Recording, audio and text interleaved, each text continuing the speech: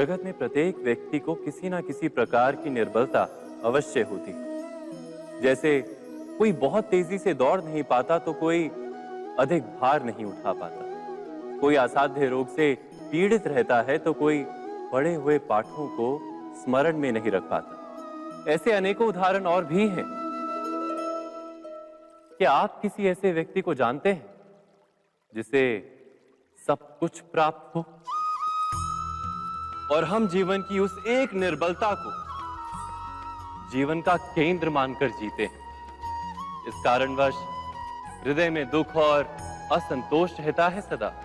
निर्बलता मनुष्य को जन्म से अथवा संजोग से प्राप्त होती है, किंतु उस निर्बलता को मनुष्य का मन अपनी मर्यादा बना लेता है।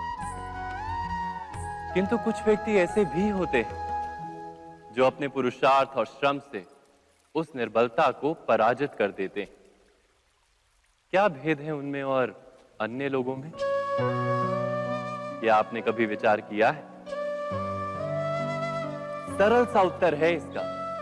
जो व्यक्ति निर्बलता से पराजित नहीं होता, जो पुरुषार्थ करने का साहस रखता है हृदय में, वो निर्बलता को पार कर जाता है। अर्थात निर्बलता अवश्य ईश्वर देता है, किंतु मर्यादा मनुष्य का मन ही निर्मित करता है। स्वयं विचार कीजिए।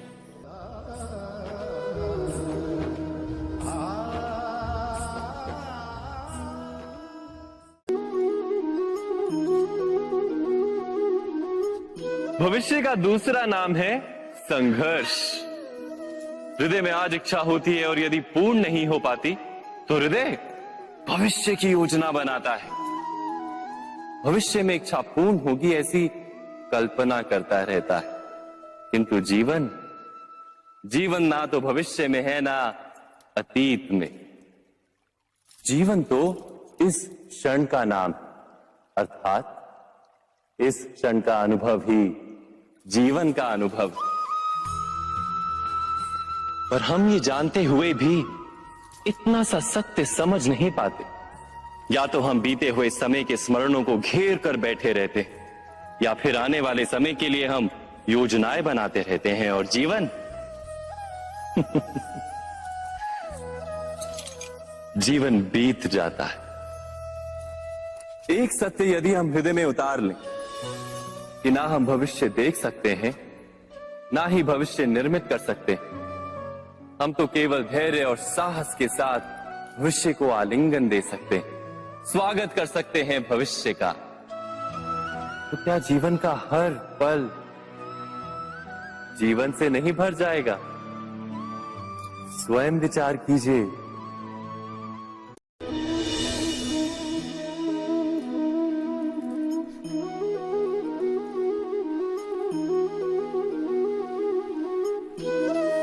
ज्ञान प्राप्ति सदा ही समर्पण से होती है, ये हम सब जानते हैं। किंतु समर्पण का वास्तविक महत्व क्या है? क्या हमने कभी विचार किया? मनुष्य का मन सदा ही ज्ञान प्राप्ति में विभिन्न बाधाओं को उत्पन्न करता है। कभी किसी अन्य विद्यार्थी से ईर्ष्या हो जाती है, कभी पढ़ाए हुए पाठों पर संदेह जन्मता है और कभी गुरु द्वारा दिया गया दंड मन को अहंकार से भर देता है। नहीं, क्या ऐसा नहीं होता? न जाने कैसे कैसे विचार मन को भटकाते हैं और मन की इसी अयोग्य स्थिति के कारण हम ज्ञान प्राप्त नहीं कर पाते। मन की योग्य स्थिति केवल समर्पण से निर्मित होती है। समर्पण मनुष्य के अहंकार का नाश करता है, ईर्ष्या, महत्वाकांक्षा आदि भावनाओं को दूर कर हृदय को शांत करता है और मन को एकाग्र करता है।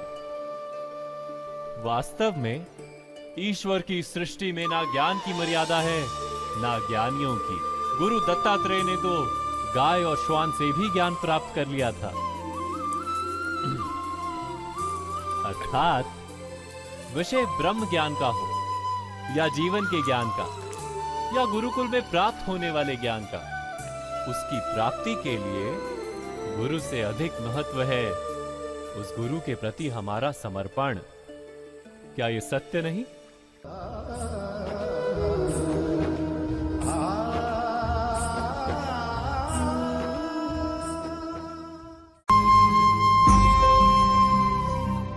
प्रत्येक मनुष्य के जीवन में ऐसा क्षण अवश्य आता है जब सारे स्वप्न, सारी आशाएं, सारे दृश्य ध्वस्त हो जाते हैं। जीवन के सारे आयोजन ही बिखर जाते हैं। एक और धर्म होता है और दूसरी ओर सुख। इसी को धर्म संकट कहते हैं। जब धर्म का वहन ही संकट हो और धर्म का त्याग ही सुख हो। विचार कीजिए, कभी किसी स्वजन के विरुद्ध सत्य बोलने का अवसर प्राप्त हो जाता है, कभी ठीक दरिद्रता के समय सरलता से चोरी करने का मार्ग प्राप्त हो जाता है, कभी किसी शक्तिशाली राजनेता या राजा के कर्मचारी का अधर्म प्रकट हो जाता है। सबके जीवन में ऐसी घटना बनती ही रहती है।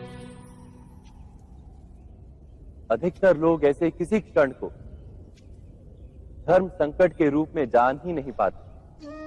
हमें किसी प्रकार के संघर्ष का अनुभव ही नहीं होता। सहजता से सुख की ओर खींचे चले जाते हैं, जैसे मक्खी गुड़ की ओर खींची चली जाती। वास्तव में धर्म संकट का क्षण ईश्वर के निकट जाने का क्षण होता है। यदि हम संघर्षों से भयभीत ना हो, सुख की ओर आकर्षित ना हो, अपने धर्म पर दृढ़ रहे, तो ईश्वर का साक्षात्कार दूर नहीं।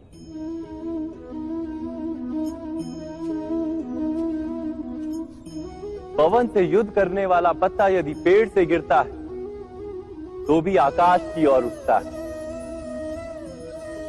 पवन से झुकने वाली घास वहीं भूमि पर रह जाती।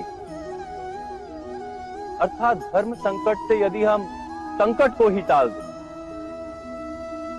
तो सुख तो मिलता है, जीवन बढ़ता है, किंतु क्या चरित्र नहीं टूटता?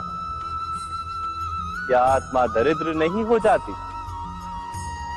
क्या ईश्वर से अंतर नहीं हो जाता? स्वयं विचार कीजिए। दो व्यक्ति जब निकट आते हैं तो एक दूसरे के लिए सीमाएं और मर्यादाएं निर्मित करने का प्रयत्न अवश्य करते हैं। हम यदि सारे संबंधों पर विचार करें तो देखेंगे कि इन सारे संबंधों का आधार यही सीमाएं हैं जो हम दूसरों के लिए निर्मित करते हैं। और यदि अनजाने में भी कोई अन्य व्यक्ति इन सीमाओं को तोड़ता है तो उसी क्षण हमारा हृदय क्रोध से भर जाता है। इन सीमाओं का वास्तविक रूप क्या है? क्या हमने कभी विचार किया? सीमाओं के द्वारा हम दूसरे व्यक्ति को निर्णय करने की अनुमति नहीं देते। अपना निर्णय उस व्यक्ति पर थोपते, अर्थात किसी की स्वतंत्रता का अस्वीकार करते हैं। और जब स्वतंत्रता का अस्वीकार किया जाता है तो उसका हृदय दुख से भर जाता है। और जब वो सीमाओं को तोड़ता है तो हमारा हृदय क्रोध से भर जाता है। क्या ऐसा नहीं होता?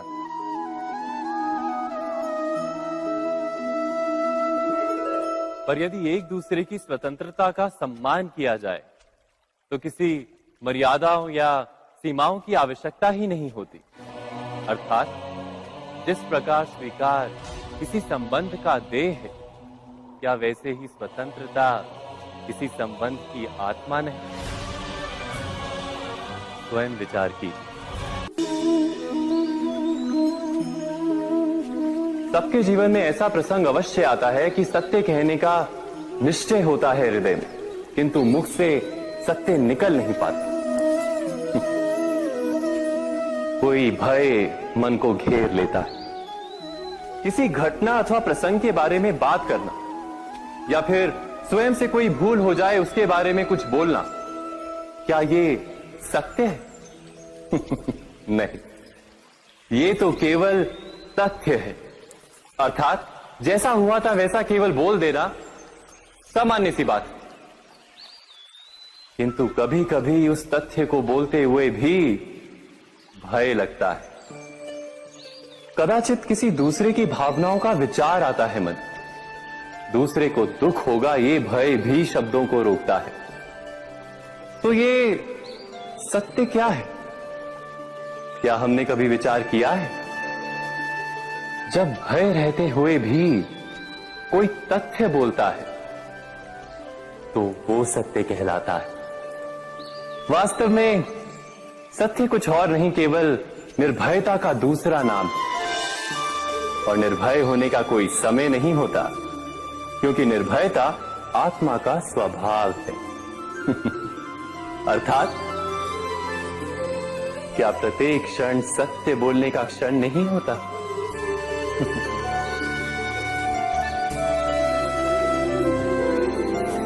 स्वयं विचार कीजिए।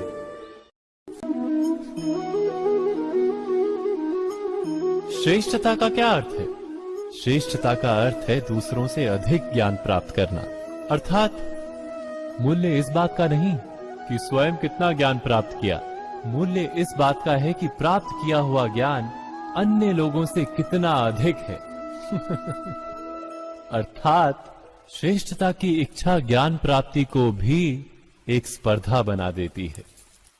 और स्पर्धा में विजय अंतिम कब होती है?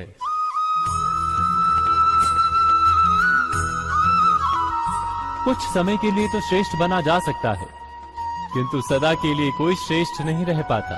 फिर वही असंतोष, पीड़ा और संघर्ष जन्म लेता है। किंतु श्रेष्ठ बनने के बदले यदि उत्तम बनने का प्रयत्न करें तो क्या होगा? उत्तम का अर्थ है कि जितना प्राप्त करने योग्य है वो सब प्राप्त करना, किसी से अधिक पाने की इच्छा से नहीं, मात्र आत्मा की तृप्ति हेतु कुछ प्राप्त करना। उत्तम के मार्ग पर किसी अन्य से स्पर्धा नहीं होती, स्वयं अपने आप से स्पर्धा होती है। अर्थात उत्तम बनने का प्रयत्न करने वाले को देर अबेर सारा ज्ञान प्राप्त हो जाता है, बिना प्रयत्न के ही वो श्रेष्ठ बन जाता है। किंतु जो श्रेष्ठ बनने का प्रयत्न करता है वो श्रेष्ठ बने या ना बने, उत्तम कभी नहीं बन पाता।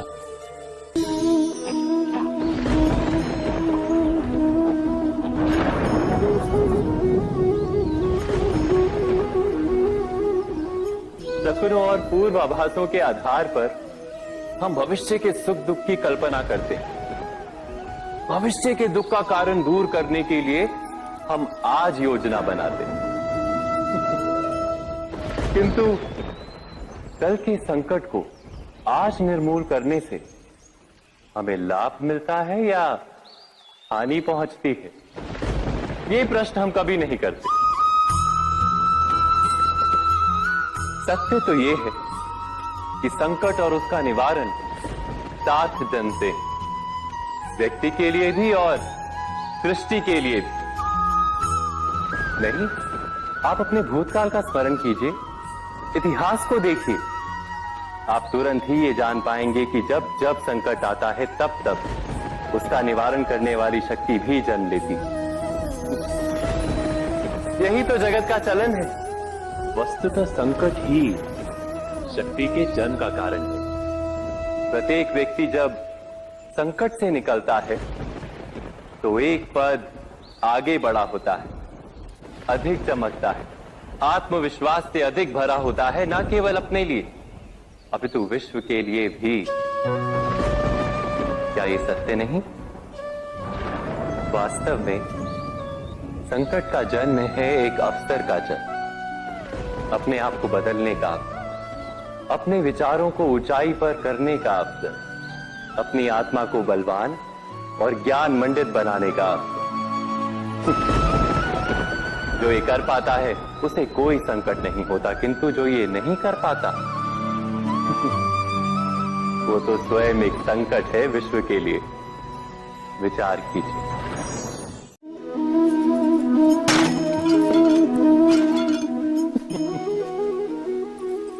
कभी कभी कोई घटना मनुष्य के जीवन की सारी योजनाओं को तोड़ देती और मनुष्य उस आघात को अपने जीवन का केंद्र मान लेता।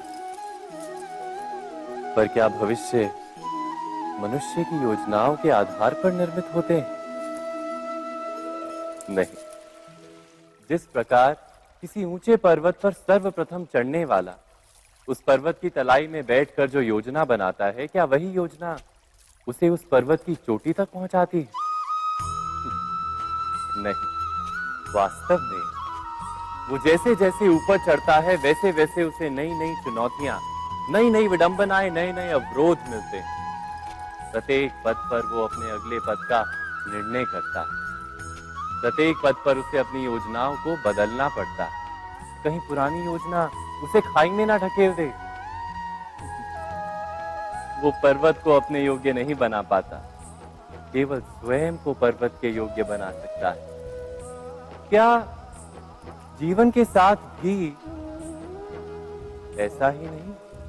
जब मनुष्य जीवन में किसी एक चुनौती को, एक अवरोध को अपने जीवन का केंद्र मान लेता है, अपने जीवन की गति को ही रोक देता है, तो वो अपने जीवन में सफल नहीं बन पाता और ना ही सुख और शांति प्राप्त कर पाता। अर्थात जीवन को अपने योग्य बनाने के बदले स्वयं अपने को जीवन के योग्य बनाना ही सफलता और सुख का एकमात्र मार्ग नहीं। स्वयं विचार कीजिए।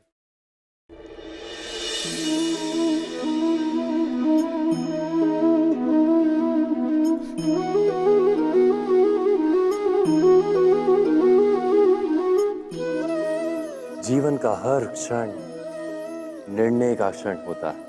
प्रत्येक पद पर दूसरे पद के विषय में कोई निर्णय करना ही पड़ता है और निर्णय अपना प्रभाव छोड़ जाता है। आज किए गए निर्णय भविष्य में सुख अथवा दुख निर्मित करते हैं, ना केवल अपने लिए, अपने परिवार के लिए भी, आने वाली पीढ़ियों के लिए भी। जब कोई दुविधा सामने आती है तो मन व्याकुल हो जाता है, अनिश्चय से भर जाता है। निर्णय का वो क्षण युद्ध बन जाता है और मन बन जाता है युद्ध भूमि। अधिकतर निर्णय हम दुविधा का उपाय करने के लिए नहीं, केवल मन को शांत करने के लिए लेते हैं। पर क्या कोई दौड़ते हुए भोजन कर सकता है? नहीं। तो क्या युद्ध से जूझता हुआ मन कोई योग्य निर्णय ले पाएगा? वास्तव में शांत मन से जब कोई निर्णय करता है तो अपने लिए सुखद भविष्य बनाता है, किंतु अपने मन को शांत करने के लिए जब कोई निर्णय करता है तो वो व्यक्ति भविष्य में अपने लिए कांटों भरा वृक्ष लगाता है। स्वयं विचार कीजिएगा।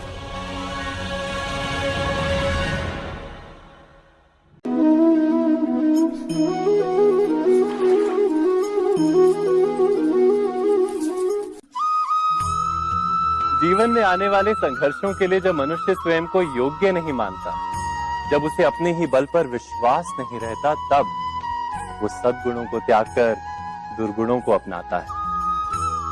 वस्तुतः मनुष्य के जीवन में दुर्जनता जन्म ही तब लेती है जब उसके अंतर में आत्मविश्वास नहीं होता। आत्मविश्वास ही अच्छाई को धारण करता है। ये आत्मविश्वास है क्या?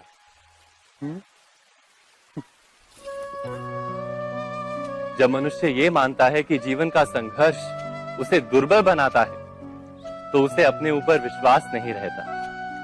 वो संघर्ष के पार जाने के बदले संघर्ष से छूटने के उपाय ढूंढने लगता है। किंतु जब वो ये समझता है कि ये संघर्ष उसे अधिक शक्तिशाली बनाते हैं, ठीक जैसे व्यायाम करने से देह की शक्ति बढ़ती, तो प्रत्येक संघर्ष के साथ उसका उत्साह बढ़ता है।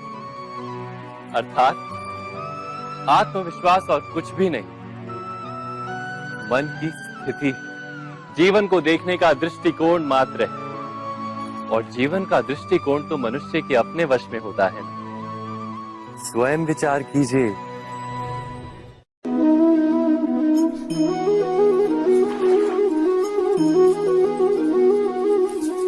पिता सदा ही अपने संतान के सुख की कामना करते हैं, उनके भविष्य की चिंता करते रहते हैं।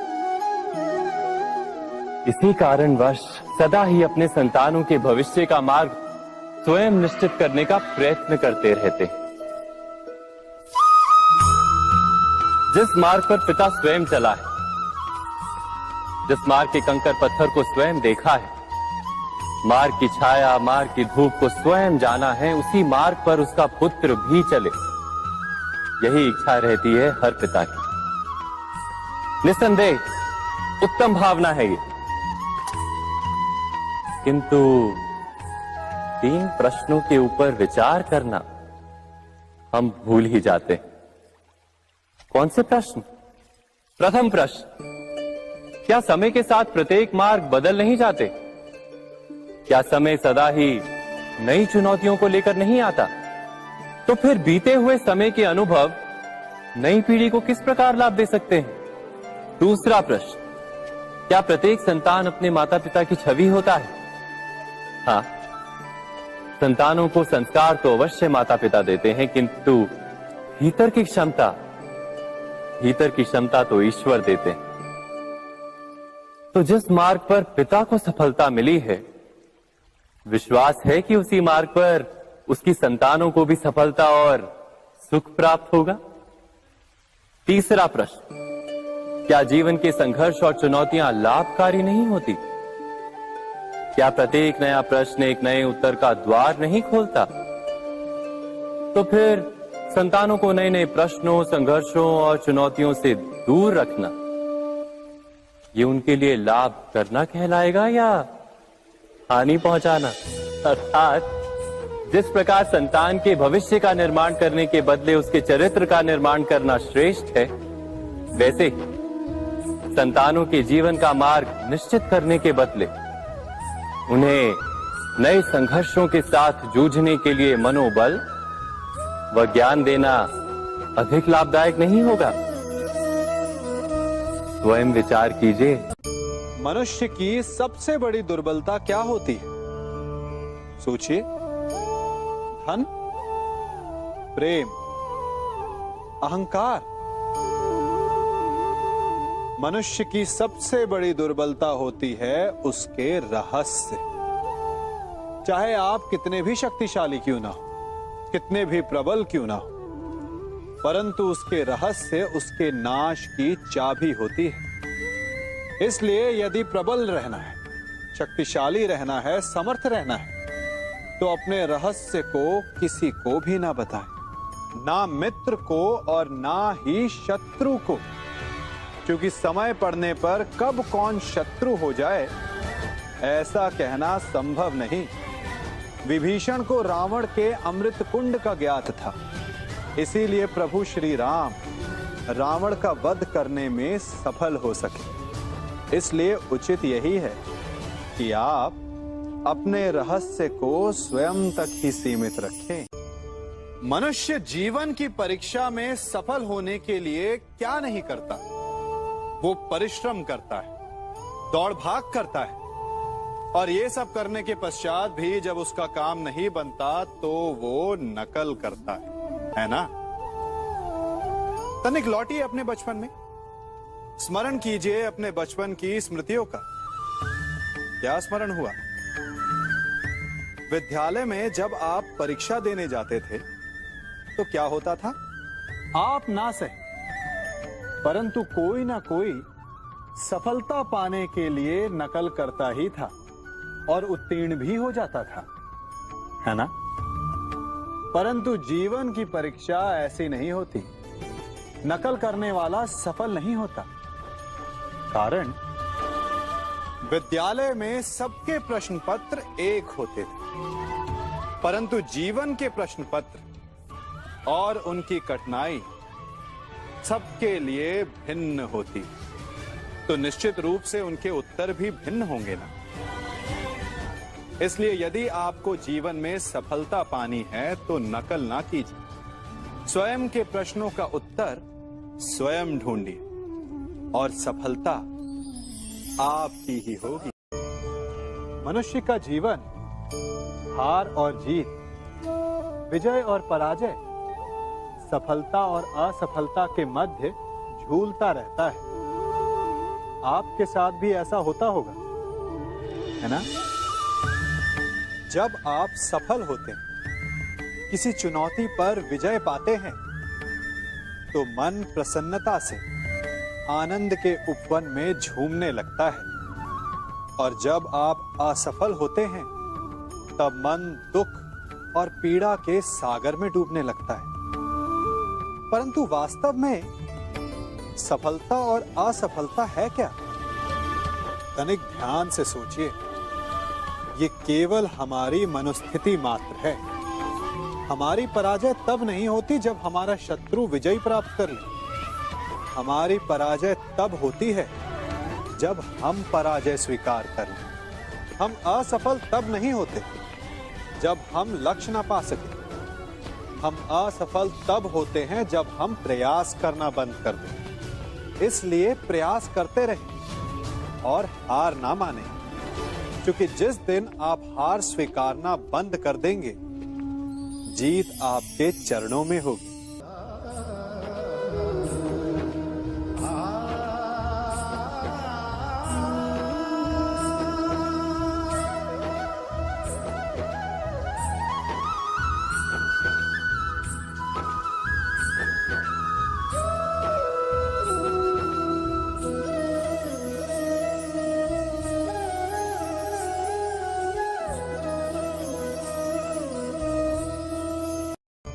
आप सबने बरगद के वृक्ष को तो देखा ही होगा। क्या आपको ज्ञात है, बरगद के वृक्ष के बीज का आकार राई से भी छोटा होता है। परंतु बरगद का वृक्ष संसार के महाकाय वृक्षों में जाना जाता है। जब उसका जन्म होता है, तब उसमें वो जटाएं, वो शाखाएं नहीं होती।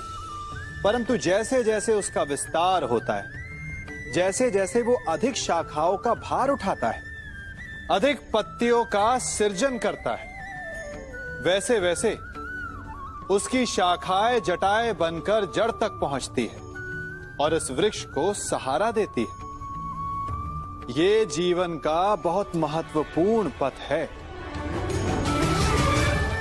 बिना लोभ लालच शुभ कार्य करें, अन्य लोगों की सहायता करें। धीरे धीरे आपने जिनकी सहायता की, वो आपके सहायक बनते जाएंगे, आपकी जड़ों को और बलशाली बनाएंगे, आयु मान और आकार बढ़ाएंगे। सहजीवन, सहायता और निष्काम कर्म आपको मृत्यु के पश्चात भी मरने नहीं देगा, आपको अमर रखेगा। हमारा शरीर प्रकृति का एक महान आविष्कार है। इससे जटिल संरचना संसार में और कोई नहीं। हमारा शरीर जितना जटिल है, यदि इसे ठीक से जाना जाए, तो इससे अधिक सरल ज्ञान देने वाला और कोई नहीं। हमारे शरीर में 5 इंद्रियां होती हैं, जो हमें भाव, गुण और वस्तुओं का बोध कराती हैं। हमारे पास आंखें हैं, नाक है, स्पर्श के लिए त्वचा है, कान है और जीभा है। सबका भिन्न भिन्न कार्य है। आंखों से देखना, कानों से सुनना, नथनों से श्वास लेना, त्वचा से स्पर्श करना और जीभा से स्वाद लेना। परंतु क्या आपने कभी सोचा कि प्रकृति ने हमें 2 आंखें दी, 2 नथने दी, 2 कान दी, स्पर्श के लिए ये पूरा शरीर दिया, परंतु जीभा केवल 1 दी? ऐसा क्यों? क्योंकि प्रकृति चाहती है कि हम देखें अधिक, सुने अधिक और ज्ञान अधिक अर्जित करें, बोले कम। क्योंकि अधिक वाचाल नाश को निमंत्रण देता है। स्मरण रखिएगा।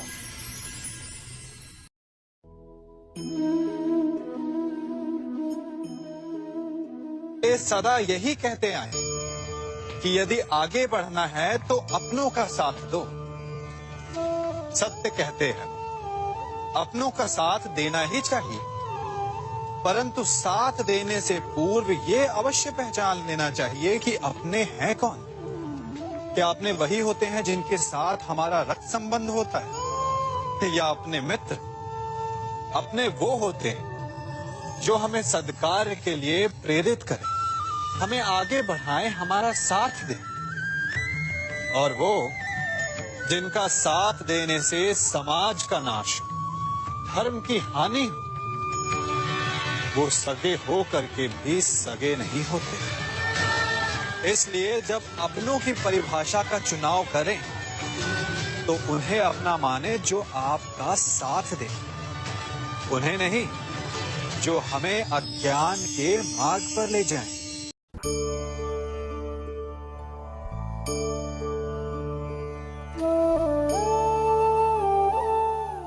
आप जिनसे प्रेम करते हैं सदा उनके समीप रहना चाहते हैं, नहीं चाहते कि कभी अपनों से दूर होना पड़े, बिछड़ना पड़े।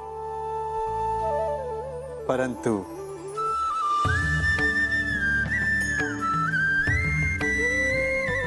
एक समय के पश्चात अपनों से दूर हो जाना उन्नति के लिए आवश्यक है। आप माता पिता हैं ना? यदि आप अपनी संतान के जीवन के हर पग पर उनका मार्गदर्शन करते रहेंगे तो आपकी संतान स्वयं मार्ग चुनना कैसे सीखेगी? मार्ग के कांटों से स्वयं को बचाना कैसे सीखेगी? इसीलिए एक समय के पश्चात अपनों से बनाई गई दूरी सदा लाभदायक रहती है। आज मैं आप सबको एक कथा सुनाता हूं।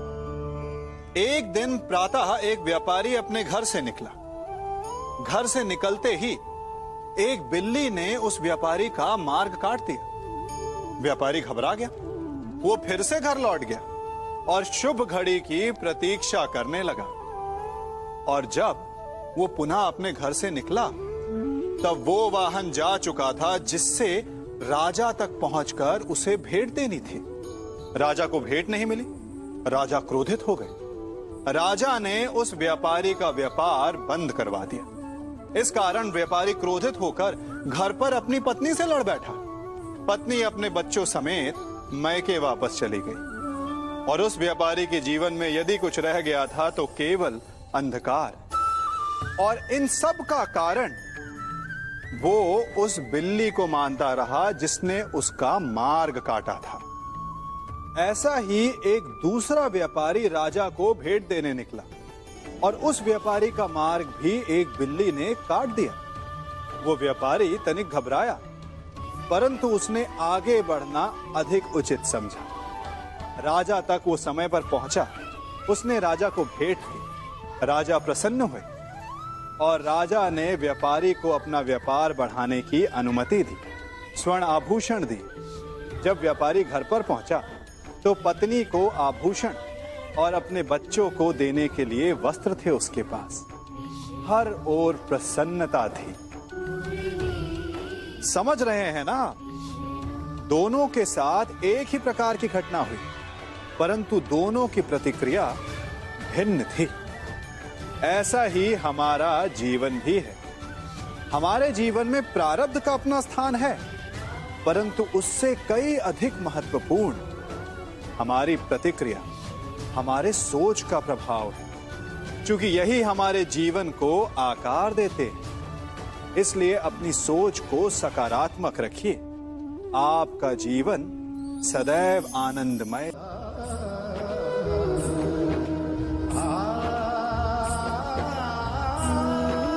हम सभी अपने जीवन में कोई ना कोई कार्य करते हैं। कार्य करते हैं तो थकान की अनुभूति होती है और यदि थकान ना उतरे तो कार्य करने का मन नहीं करता। हम आशा करते हैं कि कदाचित एक दिन में 24 के स्थान पर 26 घंटे होते तो आराम करने के लिए हमें और अधिक समय मिल जाता। हमें ऐसा अनुभव होता है कि हम बहुत अधिक कार्य कर रहे हैं, है ना? परंतु क्या आपने कभी सोचा है कि जो लोग संसार में सफल हैं, उनके पास भी सफल होने के लिए दिन में केवल 24 घंटे थे। तो फिर वो सफल क्यों है? इसका एक छोटा सा रहस्य है। वो कार्य चुनते हैं जो उन्हें प्रिय है, जिसे करने में उन्हें आनंद आता है। उन्हें लगता ही नहीं कि वो कार्य कर रहे हैं, उन्हें लगता है कि वो प्रतिपल आनंद मना रहे हैं। और जब आप आनंद मनाते हैं तो थकान कैसी? इसलिए यदि आप जीवन में कोई भी कार्य करें तो वो आपके मन को भाना चाहिए, या जो कार्य आप कर रहे हैं उसे अपने मन को भा देने दो। सफलता आपको मिलेगी। कभी सोचा है हमारा जीवन भी उस रेत की घड़ी की भांति है? जो रेत नीचे गिर चुकी है वो हमारा अतीत है, जो अब भी ऊपर है वो हमारा आने वाला भविष्य है, और वर्तमान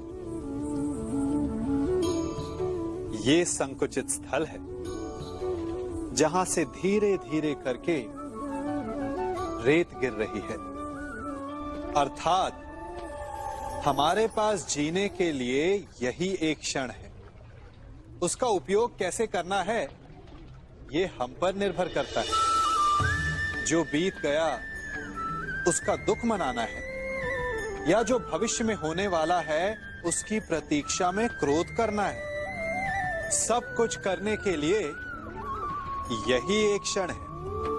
प्रसन्न रहना है तो उसके लिए भी यही एक पल है। प्रतीक्षा करते रहोगे तो ये पल भी भूतकाल में बदल जाएगा। इसलिए आनंद के लिए, परोपकार के लिए प्रतीक्षा ना कीजिए।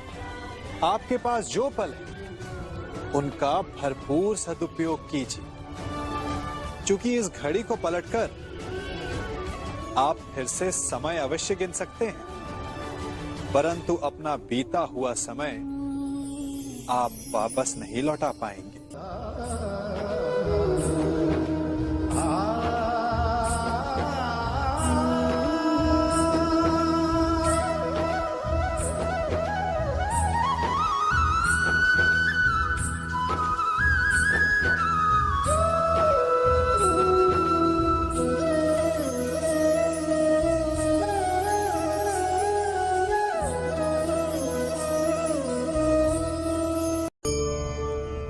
मनुष्य भी बड़ा विचित्र प्राणी है। अपनों से नीचे के स्तर के लोगों को वो हे दृष्टि से देखता है, उनका उपहास उड़ाता है, उनसे बार बार कहता है कि तुम्हारा कुछ नहीं हो सकता, तुम भविष्य में कुछ नहीं कर पाओगे। जब मनुष्य के पास धन, संपत्ति, मान होता है तो वो दूसरों का आदर नहीं करता, परंतु वो एक बात भूल जाता है कि उससे भी अधिक शक्तिशाली कोई अस्तित्व में है, और वो है समय। काल। काल अपना चक्र कब बदलेगा ये कोई नहीं जानता। समय अपनी करवट कब लेगा ये कोई नहीं जानता। कोयला भी समय के साथ साथ हीरे में परिवर्तित हो जाता है। इसलिए जीवन में कभी भी किसी का भी उपहास नहीं उड़ाना चाहिए।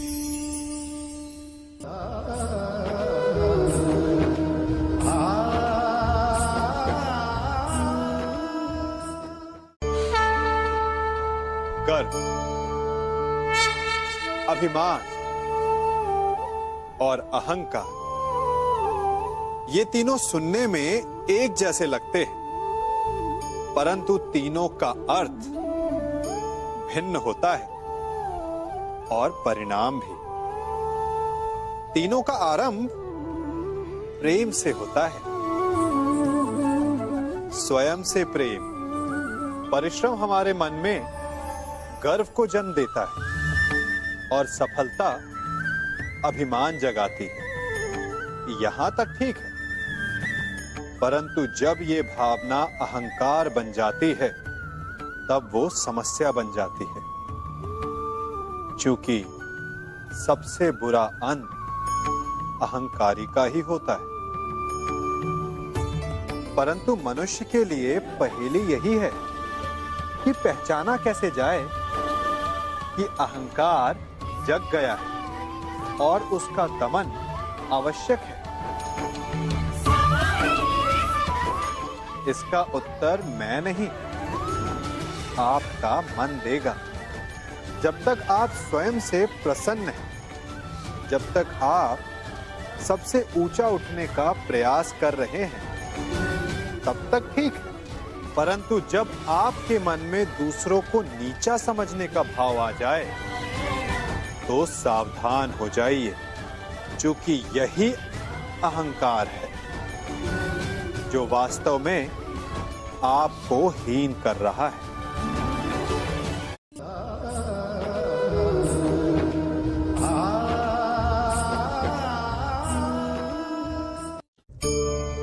आज मैं आप सबको एक कहानी सुनाता हूं। एक दिन गोकुल में दो व्यापारी आए। एक व्यापारी शहद का था, बड़ा मीठा शहद था उसका, परंतु वो गोकुल में टिक नहीं पाया। उसके व्यापार ने घाटा खाया और शीघ्र ही वो गोकुल छोड़कर चला गया। और दूसरा व्यापारी मिर्च का था। पहले दिन वो एक पोटली लाया और दूसरे ही दिन वो पूरी बैलगाड़ी भर कर लाया। और धीरे धीरे पूरी मथुरा में उसकी धाक जम गई। मुझे बड़ा आश्चर्य हुआ, तो मैंने बाबा से पूछा कि ऐसा क्यों कि एक मीठे शहद का व्यापारी कंगाल हो गया और एक मिर्च का व्यापारी धीरे धीरे नगर सेठ बन गया। बाबा मुस्कुराए और उन्होंने कहा कि मीठी बोली बोलने वाले की तीखी मिर्च भी बिक जाती है, और जो कड़वी बोली बोलता है उसका मीठा शहद भी नहीं बिकता। वाह, कितने उत्तम विचार हैं उनके, और उचित ही है। मनुष्य अपने जीवन में सदैव अपने वचनों से उठता है और अपने वचनों से ही गिरता है। इसलिए अपने जीवन में सदैव मीठी बोली बोलने का प्रयास कीजिए, आपका जीवन सरल हो जाएगा। मनुष्य की सबसे बड़ी दुर्बलता क्या होती है? सोचिए। धन, प्रेम, अहंकार। मनुष्य की सबसे बड़ी दुर्बलता होती है उसके रहस्य। चाहे आप कितने भी शक्तिशाली क्यों ना हो, कितने भी प्रबल क्यों ना हो, परंतु उसके रहस्य उसके नाश की चाबी होती है। इसलिए यदि प्रबल रहना है, शक्तिशाली रहना है, समर्थ रहना है, तो अपने रहस्य को किसी को भी ना बताएं, ना मित्र को और ना ही शत्रु को, क्योंकि समय पड़ने पर कब कौन शत्रु हो जाए ऐसा कहना संभव नहीं। विभीषण को रावण के अमृत कुंड का ज्ञात था, इसीलिए प्रभु श्री राम रावण का वध करने में सफल हो सके। इसलिए उचित यही है कि आप अपने रहस्य को स्वयं तक ही सीमित रखें।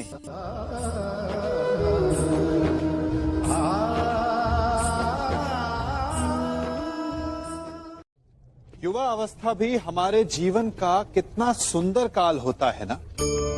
बाहु में बल, मन में कुछ बड़ा कर जाने की चाह, आंखों में भविष्य के सुंदर और कोमल सपने। और इसी अवस्था में मनुष्य के भीतर पनपता है प्रेम। किसी को देखकर उस पर मन मोहित हो जाता है और फिर मनुष्य अपना सब कुछ उस पर न्यौछावर कर देना चाहता है। फिर प्रेम की परिणति होती है विवाह में। क्यों? सबको अपने खट्टे मीठे संस्मरण स्मरण हुआ है ना। परंतु यहीं से अधिकतर माता पिता और संतान के मध्य विचारों का विरोध प्रारंभ हो जाता है। संतान को लगता है कि उसका चुना जीवन साथी ही उसके लिए उपयुक्त है, और माता पिता को लगता है कि संतान अनजाने में भूल कर रही है। संतान का तर्क होता है कि उसे विवाह किससे करना है, ये उसका अधिकार है। और माता पिता का तर्क ये होता है कि अब भी जीवन साथी चुनने की समझ संतान में है ही नहीं। तो इस अवरोध को काटा कैसे जाए, उचित निर्णय कैसे लिया जाए? इसका एक ही मार्ग है, अपने उत्तरदायित्व का भान और अपनों से बड़ों के मापदंडों का भान। विवाह करने से पूर्व ये जान लेना आवश्यक है कि विवाह केवल अपने प्रेम को पाने का मार्ग नहीं है, अपितु विवाह से जीवन का एक नया द्वार भी खुलता है। और हर नए जीवन के साथ नए उत्तरदायित्व भी होते हैं। और यदि इन उत्तरदायित्वों को समझकर निर्णय लिया जाए तो विश्वास कीजिए, आपका दाम्पत्य जीवन आनंद से भरा रहेगा और आपको कभी ये पछतावा नहीं होगा कि आपने कोई अनुचित निर्णय लिया।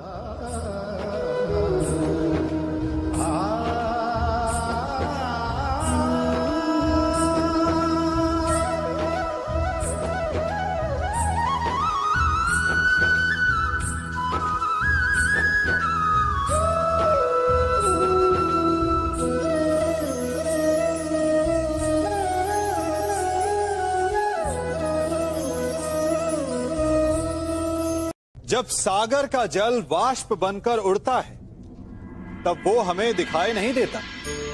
मेघ उस जल को अपने भीतर छिपा लेते हैं, लंबी यात्रा करते हैं, प्रयास करते हैं कि वो जल सदा उनके भीतर छिपा रहे। परंतु जब वायु का वेग उन्हें उड़ाकर किसी पर्वत से ले जाकर के टकरा देता है, तब उन मेघों को बरसना ही पड़ता है, क्योंकि यही नियति है, यही प्रकृति है। क्योंकि जल को सागर में जाकर मिलना ही है। ठीक ऐसा ही हमारे साथ भी होता है। हम सत्य को अपने मन के मेघों में चाहे जितना छिपाने का प्रयास कर लें, परंतु समय की आंधी उसे वास्तविकता के पर्वत से ले जाकर के टकराकर हमारे समक्ष ले ही आती है। जिस भय के कारण आप सत्य को सामने नहीं लेकर आना चाहते, एक दिन वही भय हमारे समक्ष आकर खड़ा हो जाता है और फिर हम लाचार हो जाते हैं, क्योंकि हमने उस भय का सामना करने की तैयारी नहीं की होती। इसलिए सत्य से भागे नहीं, उसे छिपाए भी नहीं, उसे स्वीकार करें। भविष्य की बड़ी विपत्ति से बच जाएंगे।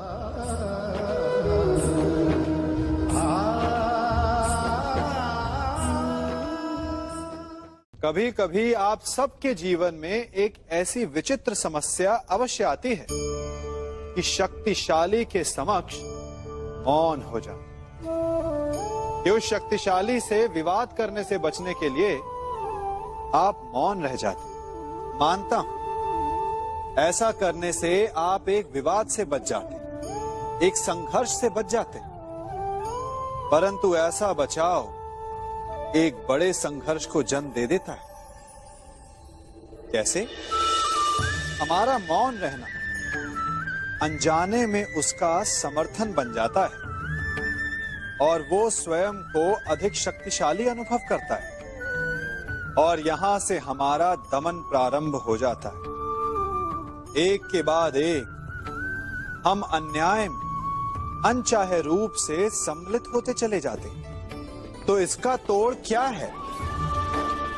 ये समझने के लिए ये जानना आवश्यक है कि ऐसी कौन सी बात है जो आपको विरोध करने से रोकती है।